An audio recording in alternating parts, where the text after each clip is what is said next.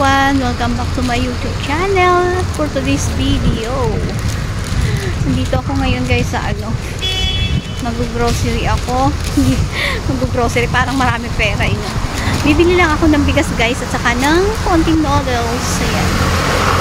So guys, panoorin nyo po ang video ito. Sana magustuhan nyo, mag-enjoy kayo sa panonood at iikot ko kayo at pakikita ko sa inyo yung mga bilihin dito sa Taiwan na nagmamahalan din, katulad din ng sa Pilipinas, lalo na po ang bigas.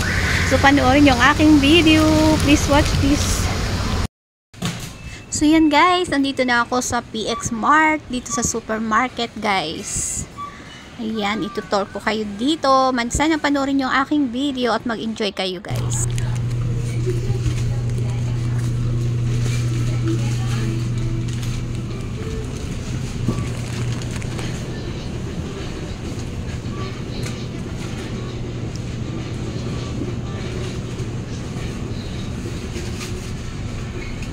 Ayan, mga noodles.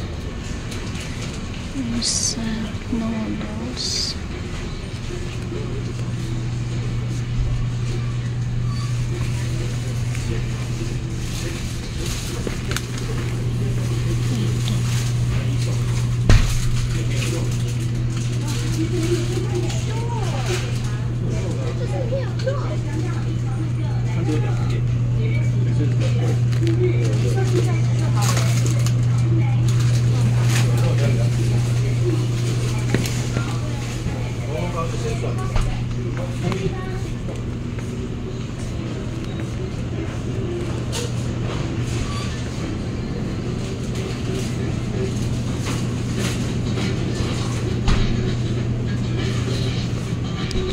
Ito guys yung presyo ng bigas dito. Akala nyo sa Pilipinas lang mahal ang bigas. Mas mahal ang bigas dito sa Taiwan guys. Ayan o, nakikita nyo ba yung presyo na yan o. Ilang kilo lang yan guys? 2 kilos o. O. Yan.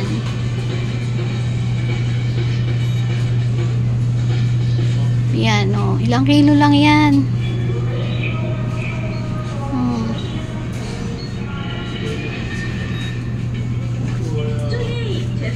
Ito medyo 192 NT.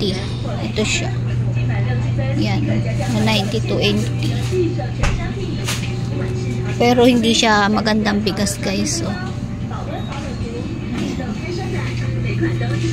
Diba ang mahal ng bigas dito? Mas mahal dito ang bigas kaysa Pilipinas. 1 kilo. Oh, 1 kilo lang yan. Oh. Kano presyo? 117 NT. 1 kilo. 117 NT. Kano na sa peso yun guys? Wala ko lang 200.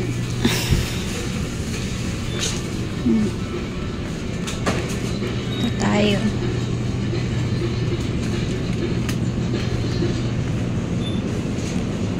Ito yung mga milk. Ayan. 154. Ano yan? Sale siya. Kaso hindi na ako nagbi-milk. Ito 179.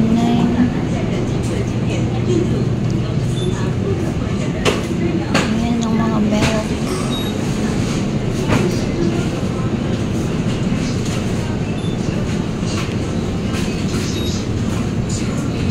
Ang mga itlog 43 ang 1 kilo. Ayan o, per kilo 43 ang 1 kilo ng egg. Ito naman ang mga meat, fish. Ayan, mga fish, tofu,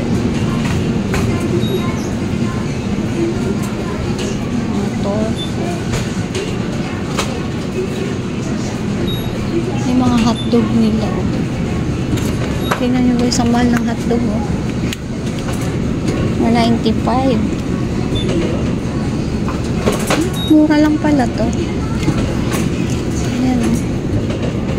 Rokaw, Turuka o tawag nila. Ano to eh, radish. 69 lang siya.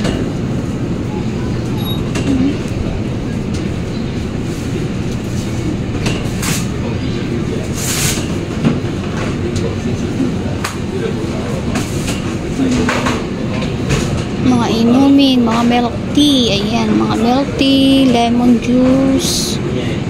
Ayan guys. Mga beer. Ayan, alak. Alak. Beer ng Taiwan.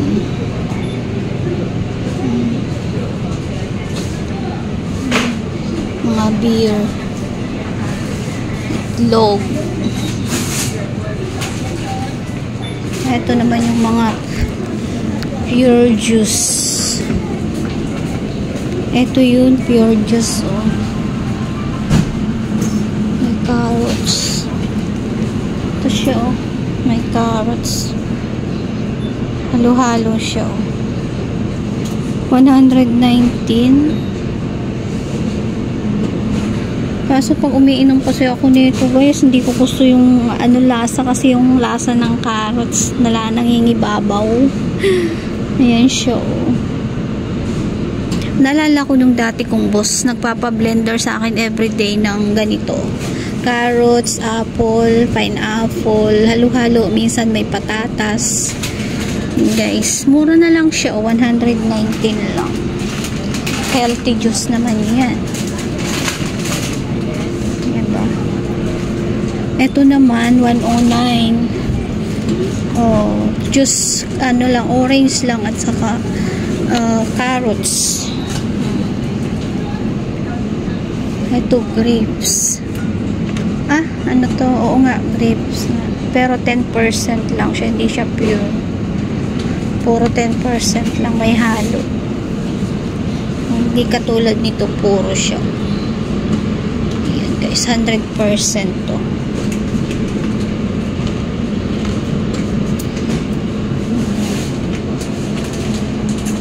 May mango. Ano to? Hindi ko pa to natikman ah. 58 siya. Ano ko? Tingnan ko nga to guys. Ano malasa no? Bili kaya ako nito. Baka kasi di ko magustuhan yung lasa eh. Mango 15% lang siya. 15%.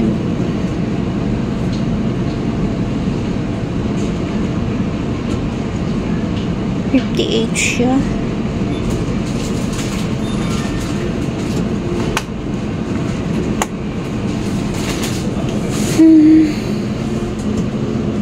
Itong maganda 100%. Lasang lasa talaga, pure talaga yan guys. So ayaw ko kasi hindi ko naman maano yung lasa ng carrots pag juice. Pag may celery okay lang, hindi nangingibabaw yung amoy, yung lasa ng celery.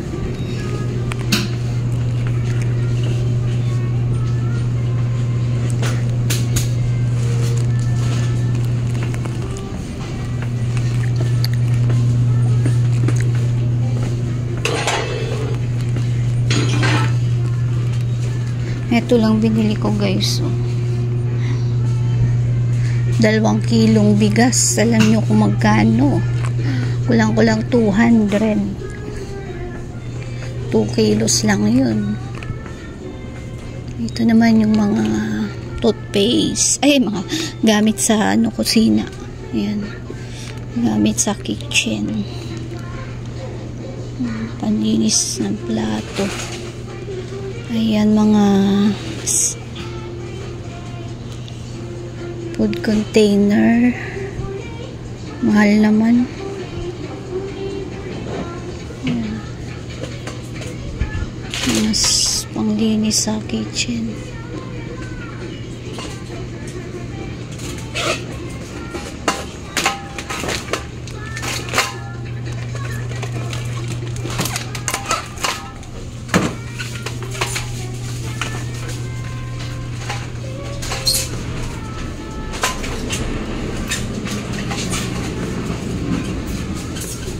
Mga napkin.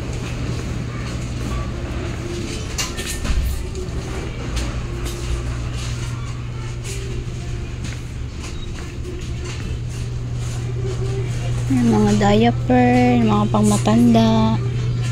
Eto yung shampoo. Kung anong bibiling kong shampoo. Kasi yung ginagamit kong shampoo, pag ginagamit ako guys, tumitigas yung buhok ko. Hindi maganda yung shampoo dito sa Taiwan. Sanay ako sa Pilipinas yung Sunsilk na pink. Malambot sa buhok.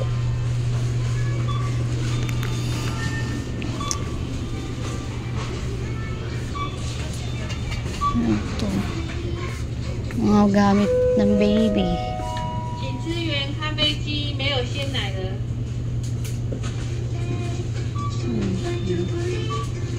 Toothpaste.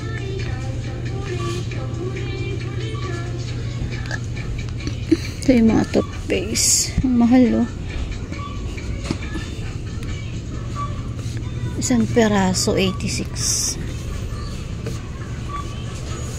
Ito mga chichirya. Ayan. Mga chichirya. Ito yung mga shampoo. Body wash. Facial mask. Ay! Oo nga. Makeup remover. Okay. Ayan. So, ito naman yung mga pangkulay sa buhok, guys. Wala ako ng shampoo. Wala kasi akong shampoo.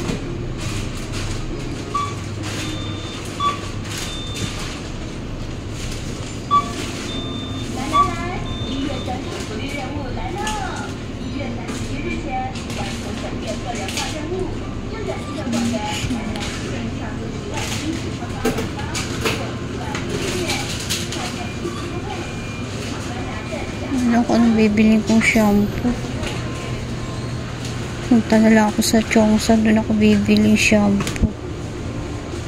Pag may time, kaso hindi ako makaalis-alis eh.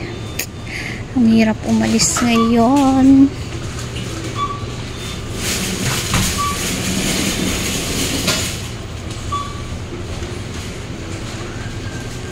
So yun guys, punta na ako ng counter.